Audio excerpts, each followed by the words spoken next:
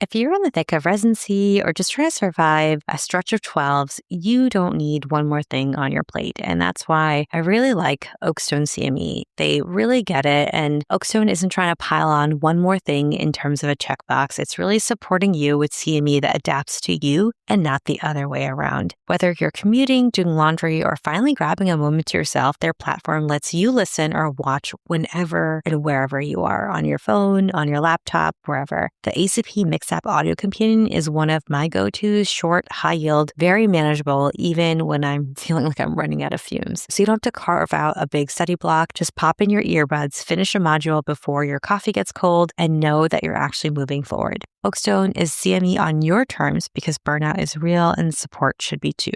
Check it out at oakstone.com/mixapp. That's oakstone/MKSAP. Use the code CORE30 for 30% off from November 1st to January 31st, 2026. It's exclusive to CoreIM listeners, and don't forget the code CORE30. And with that, let's get back to the episode. One thing that I liked that someone said to me once was, it's not always right to follow the guidelines, but if you're not following the guidelines, you want to be able to articulate why you're not following the guidelines. Welcome to Beyond Journal Club, a collaboration between CoreIM and NEJM Group. The goal of Beyond Journal Club is to take landmark clinical trials and put them into context, telling the story of how we got to where we were and what it means to take care of our patients. I'm Dr. Shroy Trivedi, an internist at Beth Israel Deaconess Medical Center. I'm Dr. Greg Katz, cardiologist at NYU. And I'm Dr. Clem Lee, a MedPeds hospitalist in Boston and a guest editor at NEJM. And I'm Dr. Manali Nigam, an editorial fellow at New England Journal of Medicine and a neurologist at Mass General Brigham. And today we're looking at antibiotic duration with the help of the BALANCE trial published in the New England Journal of Medicine in 2025. And I know this has been a question that's made me pause. When can my patient come off antibiotics? Or patients also want to know about. And on top of that, there's so many people reading our notes, case managers, you name it, who are asking on the rounds, hey, does this person need a PICC line? When can they go home? How long do they really need antibiotics for? And while this question may seem straightforward at first glance, I think it's a much more difficult question to tease out since many factors go into it. So first, we'll try to think like an infectious disease doctor on how they approach antibiotic duration, which sometimes I think for many of us can feel like they're pulling random numbers out of a hat, or sometimes I visualize them like with a dartboard and just like, oh, today it's 7, nope, 10. But it is a lot more nuanced than that. And then we're going to look at the prior data investigating different antibiotic therapy durations, and specifically for bacteremia. And that will bring us to the BALANCE trial, which asks the question, is a 7-day course of antibiotics long enough to treat bacteremia? And then we'll dive into how this trial can change clinical practice, if at all.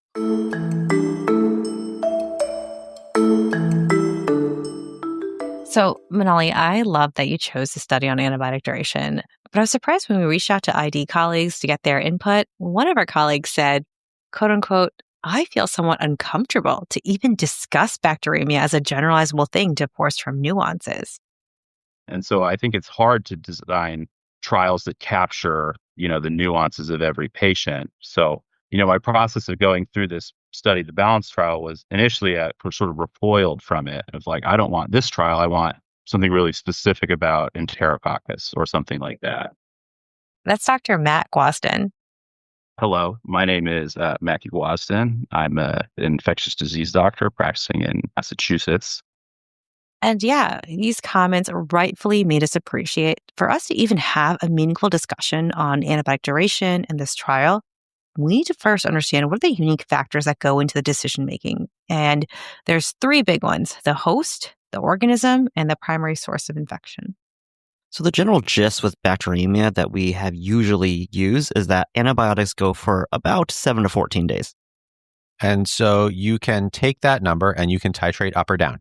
First, you look at the host. Were they hemodynamically stable or unstable? They have good source control. How quickly do they get better? They have hardware that could get infected. Are they immunocompromised and get really complicated? So if someone is in sort of fulminant septic shock when they come in, but they get a dose of antibiotics, they briskly improve, blood culture's clear, and then you're discussing duration on, say, the next day, that person I would typically feel pretty comfortable going with the short end of the spectrum of duration in terms of 7 days. For example, if the patient came in sort of really sick with septic shock, the blood cultures kind of stayed positive, for just the next day, like 1 out of 4 bottles or something like that. They took a while to improve. They're a little bit older, and maybe they have sort of diabetes or some minor nudge of immunocompromise, not like what was excluded in the balance trial. We might say we would be discussing on rounds, for example, in fellowship, 7 days versus 14 days, and where we fall based on our judgment of the patient in front of us.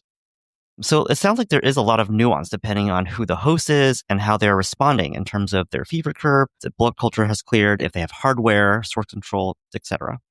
And then the second big factor to really look at is the actual organism. And here the caveat is we're not talking about Staph aureus bacteremia or Staph lugdunensis bacteremia, which obviously behave differently. They have higher risk of complications like endocarditis, etc. Gram-negative broad bacteremia typically makes people quite sick and clears quite briskly. It's not as troublesome. Some of the streps, a more nuanced decision is Staph aureus. So that nuanced decision with strep resonates. My job as a cardiologist when I see bacteremia is I need to rule out endocarditis, I need to rule out endocarditis, I need to rule out endocarditis. And when I see strep viridans, I'm thinking this is really high risk for infecting the heart versus like strep pyogenes, which doesn't make me scared in the same way. Yeah, and for some of us who don't think about the heart all the time, no offense, Greg, Dr. Guazin showed us this beautiful graphic we can link in the show notes that shows the different types of strep, and for each one, there's specific risk of endocarditis, and it's so beautiful and color-coded from green to red for low to high risk, and I really couldn't stop thinking about this graph. Oh, man. It sounds like it's a winner, but it seems like it's coming in your dreams now. Yeah, I don't think I really knew what a vivid dream was until this popped up in there. I think this is a great source for me personally. Greg, you're not the only one who thinks about endocarditis. I get consulted all the time as a neurologist dealing with septic emboli from endocarditis. But, I think turning this to the last big factor here is the actual site of infection. Yeah, and as our reviewer, Dr. Lindsay Baden, quotes from Cotton Eye Joe, where did it come from and where did it go? Oh, is that a Cotton Eye Joe? Yes, it is. Yeah, that's brilliant. I didn't. When I read it, it didn't. But I'm like, now that you say it, yes. Exactly. Depending on where the source of infection is, we can think of bacteremia differently. So, for example, osteomyelitis-associated bacteremia, you want to treat much longer versus bacteremia associated with cellulitis. Group A, strep cellulitis, our guidelines say you can do 5 days, even in patients associated with bacteremia. So I think there's guidelines and there's studies and there's expert opinion and there's sort of all of these overlapping resources to draw from. The more we talk about it, the more it does seem like antibiotic duration is really hard to discuss in broad strokes since there are just so many variables. Exactly. And then to summarize the section on the general kind of approach to antibacteriations, it's really these slight nudges in the 3 kind of main factors. I like to think of as HOS, right? HOS, host, organism, and source. The most important thing here is doing no harm to our patients, right? Risking a relapse or recurrence with a shorter duration treatment. There's harm in both directions. A PICC line for an extra week carries harm. So we need to balance the risk-benefit conversation and we need to make a balanced decision. Get it? Nice. And with that, let's take a look at the research and the direction of the data, where we're seeing these trends in shorter antibiotic duration treatments as a safe option for many patients.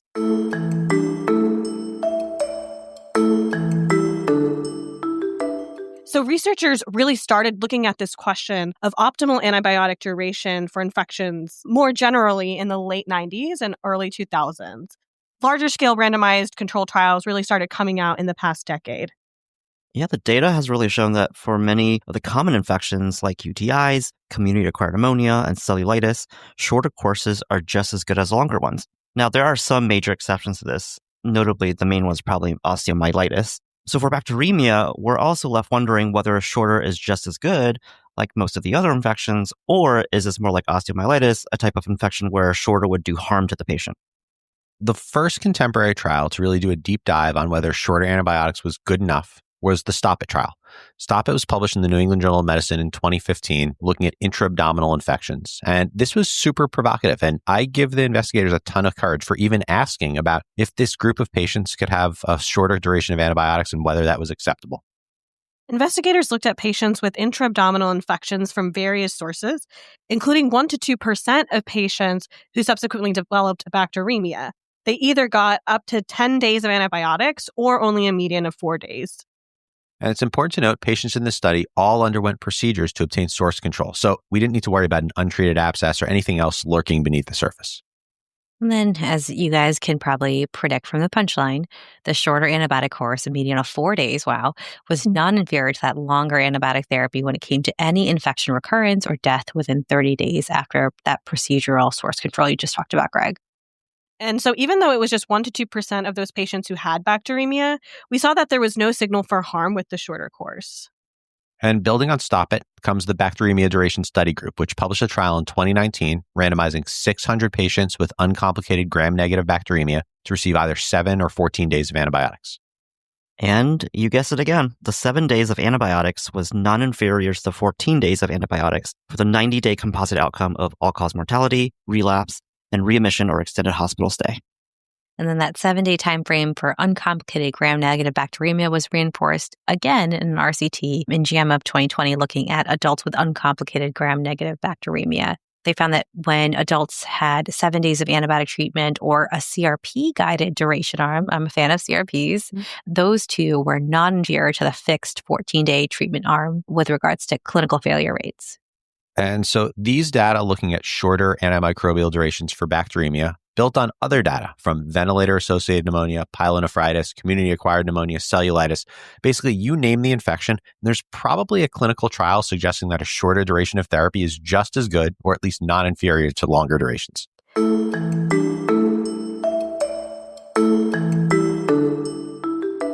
So let's finally get into the BALANCE trial. Number one priority, what is BALANCE?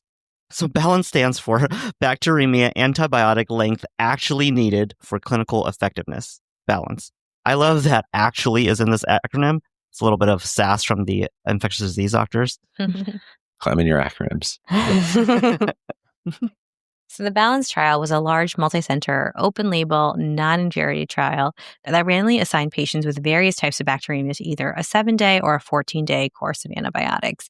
And the source of bacteremia ranged from urinary tract infections, the abdomen, the lung, vascular catheters, to skin and soft tissue infections. Investigators enrolled over 3,600 patients across 7 countries between 2014 to 2023. It's 6 times larger than any previous trials. So it's by far the biggest study to date that investigates antibiotic duration for bacteremia. Yeah, and it's probably the largest that we're going to see for a long time. And so a trial this large often ends up being the final word for quite some time. And so building on the nuance that our ID colleagues really reinforced that we should have when we think about these patients, let's talk about who is excluded. And so no patients who are immunocompromised, which was defined as neutropenia or immunosuppressants post-transplant, no one with prosthetic valves or grafts, and then infections with complications like endocarditis or osteomyelitis. They also excluded patients with Staph aureus bacteremia, which reinforces the difference between Staph aureus and the other organisms like we discussed before. Yeah, and then the primary outcome was death, actually, from any cause by 90 days from a bacteremia diagnosis. And this was based on the date of their first positive blood culture. All right, Manali, do you want to do the honor of telling us what they found? What they found was that 7-day antibiotic treatment group was non-inferior to the 14-day antibiotic treatment group for 90-day all-cause mortality. So 14.5% of patients died in the 7-day arm versus 16.1% of patients in the 14-day arm. It's pretty crazy. Like 15% of patients were dead at 3 months in this trial. It's very morbid. So it's just like bacteremia is not benign. So apart from the number of antibiotic-free days, which, no surprise, favored the shorter antibiotic duration arm, none of the other secondary outcomes were different between the groups. And those included ICU admission, relapse of infection, C. diff, secondary infection, length of stay. None of them were different. It was all neutral. As someone who likes thinking about antibiotic duration, I think it's a little bit interesting that we didn't see any difference in C. diff infections and drug-resistant organisms or the length of stay. But as the authors note, they didn't really do active surveillance for drug resistance. Yeah, even though this trial didn't show any difference, I guess it shouldn't make us give up on antibiotic stewardship by reducing antibiotic use. And antibiotic resistance is a much different question than a rare drug side effect. There's this multiplicative effect when you extrapolate longer durations of antibiotics across lots of patients in many different hospitals. And so just because there's no signal here, it doesn't mean that it's not impactful to shorten durations of antibiotics for long-term, broader antibiotic stewardship questions. So I think taken all together, The primary outcome seems like a promising finding, again moving us in the direction of shorter antibiotics, as with many of the other trials in ID. Yeah, definitely. But I think before we get too excited, I think it's good to look under the hood a little bit, look at the fine print. What are the limitations? So let's call out a handful of them. There was variability in antibiotic selection, dose, and route. There weren't any placebo controls since there was a variety of pathogens in antibiotics. Yeah, and then the second limitation is that there was a significant portion of the patients who had E. coli bacteremia from UTI, right? Pretty uncomplicated gram-negative bacteremia that we've seen in previous trial data. Yeah, to be fair, they did include some gram-positives in this study. So they included Enterococcus, coag-negative staph, strep pneumo, group A strep, and group B strep. But the total percentage of gram-positives of all of these added together was only about 20%. That's true. It was only 20% of patients, but the total number of patients in this trial was so large that we had just as many gram-positive bacteremia patients in this trial as we did in any of the other clinical trials. I guess this trial is the largest that had a gram-positive bacteremia cohort, right? So yes, the vast majority was uncomplicated gram-negative bacteremia, but we can and do have some signal in the gram-positive realm too. And the last limitation was the rates of deviation from the protocols that were set up. And it was pretty high. So 24% of the patients assigned to the 7-day arm got much more than 7 days, and 17% of those assigned to the 14-day arm got fewer than 14 days. So that means for a quarter of patients, the doctors at the bedside were worried that the infection was more complicated and they needed a longer duration of treatment. We don't know exactly what the features or nudges were that pushed them to think a longer course was more appropriate. And so we're a little bit in the dark about that. Thankfully, it didn't seem like the antibiotics ended up being that much longer. The median antibiotic therapy in the 7-day arm just ended up being 8 days. Awesome. I really appreciate going over the fine print and the limitations because I can imagine if you ask this question to AI, someone might then quote this trial with the headline of 7 is non-inferior to 14. But here we see that it's a muddy crossover and nuances of what bugs were actually involved.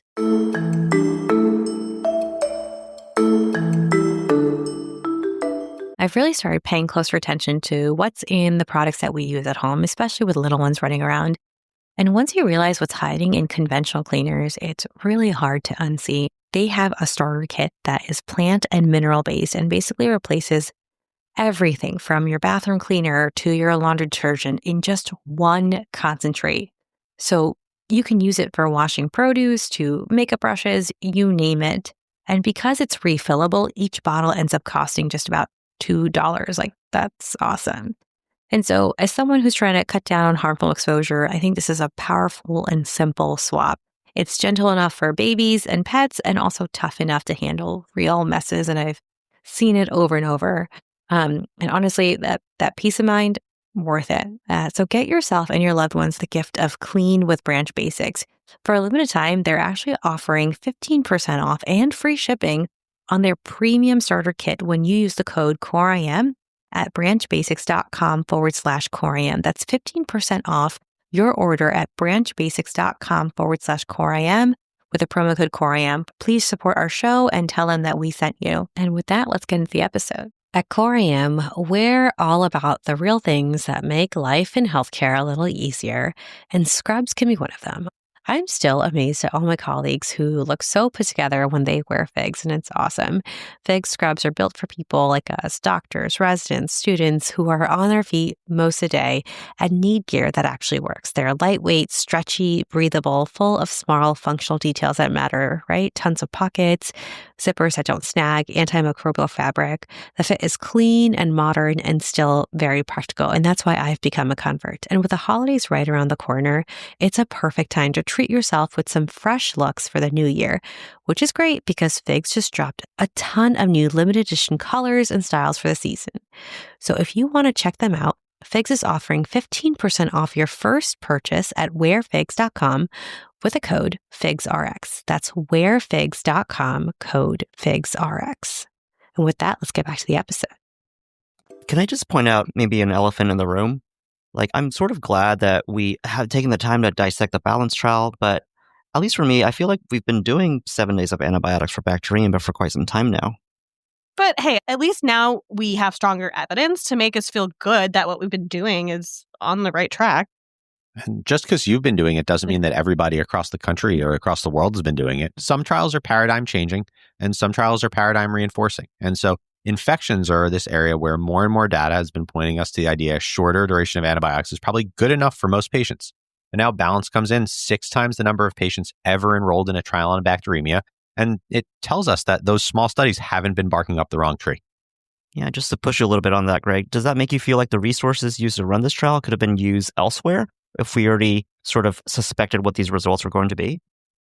No, I don't think that's fair because there's a difference between results we expected to be true versus results that we actually know to be true. And so a trial result doesn't have to be unexpected to be important. Think about how many topics we know pretty small amounts about, and we don't have great quality studies to guide our decision making. The balance trial tells me that we can feel comfortable the direction of evidence has been moving in the right direction. We don't need to totally up our messaging to tell people that, no, well, actually, you've been doing this thing wrong because now we did a trial with 6 times the number of people and it showed the opposite of what we thought. Yeah. That reminds me of previous episodes where there was like signals in smaller trials pointing to one direction and then a large trial comes in and then in a more modern era and, goes completely against what those small trials showed, particularly like the MINT trial with transfusion threshold. And so this trial is important, not because it's breaking our paradigm or moving the needle for a million different patients, but reinforcing the direction of the evidence is moving correctly. And this is about the default. And when the default changes, this means a lot of really important things for patients all over the place, especially when it comes to antibiotic stewardship. Yeah, I think the key takeaway here is that for an immunocompetent patient with uncomplicated gram-negative bacteremia, 7 days is the default rather than just an acceptable option. So I think if you start at 7 days and then you end up doing 10 days or 14 days, and you can articulate, and this is often what we're doing on rounds, just to be completely transparent, patient needs at least 7 days, but they were sort of still had a low-grade bacteremia on day 2 of treatment, were really sick coming in, they're elderly, they've got these comorbidities that, I think in our judgment, we're doing the patient a favor rather than a harm by going for 10 days or a longer course. But a lot of that is sort of nuanced decision-making that's not necessarily captured by a super targeted trial. So I see this all the time. People name drop a trial without fully understanding the results, the nuances, the limitations, and why you could do something different in actual clinical practice. Yeah, if we don't take the time to read the fine print, we can definitely misapply and do possible harm. For example, hopefully no one is misled that 7 days of antibiotics is also fair game for esoteric bacteria, like the Haysick organisms, mycobacteria like TB, Listeria, Capnocytophagia, Brucella, the other Ellas, Umbrella, since those organisms were not included in the trial. Thanks, Rihanna. Yeah. So thinking about the exclusion criteria, we would still do longer antibiotic duration for patients with complicated Staph aureus bacteremia, endocarditis, osteomyelitis, those who don't have source control, and persistent fever despite the appropriate antibiotics. Or if a patient is immunocompromised or some type of underlying condition that makes them more vulnerable. Treatment for bacteremia or any infection is not one size fits all. We still need to individualize based on who the patient is, the source of infection, and the organism. We're hoping this Beyond Journal Club episode can leave people with a nuanced understanding to interpret this trial and really see where it actually applies to the patient in front of them. Yeah, and there's really not one easy place to look for all the answers. That's the beauty of medicine. To determine that antibiotic duration for each patient requires a combination of trial data, institutional guidelines, and clinical judgment. Yeah, I know. I think I feel excited the next time I'm on service and ID recommends 7 days or 10 days or 14 days. I think I'll feel a little bit more in the loop as to why versus just like taking their word like, oh yeah, they said 10 days. I think ultimately optimizing antibiotic treatment duration is so nuanced. I'm glad we have our ID colleagues to help us weigh the efficacy versus overtreatment. Yeah, and I think it's important to remember, like we said before, that overtreating also has its consequences. So you really do have to balance both sides when deciding on antibiotic duration for each patient. I'm surprised that hasn't come up more.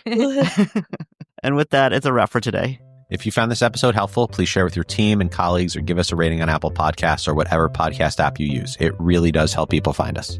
Thank you to Jim and Wong for the accompanying graphic. And if you have any feedback, please email us at hello@CoreIMPodcast.com. Opinions expressed are our own and do not represent the opinions of any affiliated institutions. We've said nuance so many times now, to just be able to look under the hood. Like, yeah, they're not pulling numbers out of a hat. They're throwing them at a dartboard. Sorry. It was this whole Twitter thread of an IG doc at Emory talking about, like, are they just throwing darts? And I was like, yes, that's how I thought about it all the time. But now I feel like Shreya keeps all her darts in a hat. like the dartboard. Yes, it's a dartboard. That's what the word I was looking for. The holidays are sneaking up fast, and I've got to say, I love Uncommon Goods. As the name suggests, it's full of one-of-a-kind gifts you won't find anywhere else. For example, I've definitely gotten stuck years before on things to get my nieces or nephews. It feels like they have everything, right? But Uncommon Goods has things that are truly different, thoughtful, high quality, handmade often, made right here in the US. And there's something for everyone: moms, dads, teens, foodies, aka all my cousins, even gardening stuff for my dad. So I found so many fun personal ideas I haven't seen before. And if you shop at Uncommon Goods, you're not just checking something off a list, you're also supporting artists, small independent businesses, and many of their products are made in small batches. So if something catches your eyes, definitely scoop it up before it sells out. And I love this. With every purchase, they donate $1 to any nonprofit partner of your choice. So don't wait. Make this holiday the year you give something truly unforgettable. To get 15% off your next gift, go to uncommongoods.com/CoreIM. That's uncommongoods.com/CoreIM to get 15% off. Don't miss out on this limited offer. And as they say, Uncommon Goods, because we're all out of the ordinary. And now, back to the episode. Time is precious, and so are our pets. So time with our pets is extra precious. That's why we started Dutch. Dutch provides 24/7 access to licensed vets with unlimited virtual visits and follow-ups for up to 5 pets. You can message a vet at any time and schedule a video visit the same day. Our vets can even prescribe medication for many ailments, and shipping is always free. With Dutch, you'll get more time with your pets and year-round peace of mind when it comes to their vet care. Go to Dutch.com to get vet care that is always there for just $92 a year.